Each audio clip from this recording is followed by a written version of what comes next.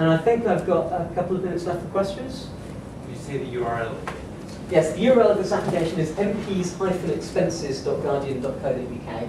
But also, if you search for MP's Expenses Guardian or anything like that, it comes up. It's already ranking pretty highly in the search engines for searches for individual MPs named space expenses. And that's without us doing any search engine optimization on it. So there's something very interesting that we can do that. A couple of questions. First of all, how do you know you've not just got 10 mad women with cats clicking this is really important on every single button? So we can't be entirely sure yet. We've been doing sort of sanity checks against the data. We've been looking through it, and as far as we can tell, people are taking it seriously. We have a lot of there's a lot of things we can do. If it turns out that somebody who clicked this is really interesting on 100 different pages, we could, because everyone, once you start voting, everything's tied together. We can delete all of your votes from the database straight away. So if we do find people like that, we do have tools for dealing with it. But we've actually found that people have been really responsible, much more responsible than we expected. I suppose because this draws a very specific kind of audience. I mean, if you're going to get involved in something like this, you probably care somewhat about the political process and so forth. And my second question is, what are you doing with all the data? Is it locked into the Guardian? No, at the moment it is locked into the Guardian. That is only because we haven't got the API to release the data implemented yet. Originally, we've always planned to release all of this data. Especially now that the story's sort of fallen out of the news cycle, there is no reason at all for us not to do that. And it'll actually, I think that will help increase engagement, because if you're working through this and you know that everything you enter you can get back out as an Excel spreadsheet or whatever, I think there's a much better incentive for getting involved. So yeah, we will be doing that hopefully within a week or two. Yeah.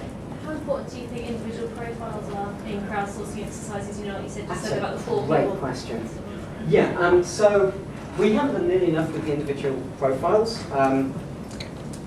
Certainly the thing we found is that some people really get into it, and those people you want to reward. So if your individual profiles are a feature that only 20 people care about, those 20 people might end up doing half of the overall work. So that's something which is clearly really important. At the same time with this app, what we actually did is we create you a user account the first time you vote on something, without you having to sign up, and then we give you a nag bar at the top that says, pick yourself a username to see all of your contributions on a single page.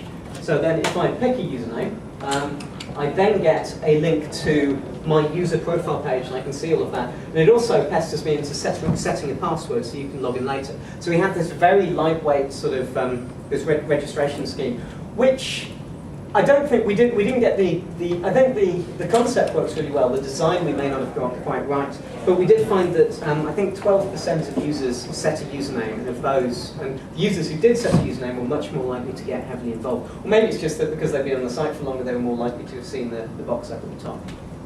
Have you any way of contacting those users? No, we do not. Well, we do. We could write a piece of code that spots next time Long John Silver 62 logs into the site and show them a big message at the top, but we haven't been collecting usernames or any personally identifiable information at all. And that's, to be honest, Is that deliberate for or just in the time? it's a bit of both. We didn't feel that we needed that for people to get involved, because we don't really, like, if it's a dog doing this and they're giving us interesting information, that's absolutely fine. Also, we didn't really have a reason to ask for people's email addresses on this. To be honest, this is the first time the Guardian's experimented with that kind of lightweight registration. So partly, a lot of this stuff is more valuable to us as a learning exercise than as a way of actually getting data. And I think I'm out of time, so thank you very much for listening.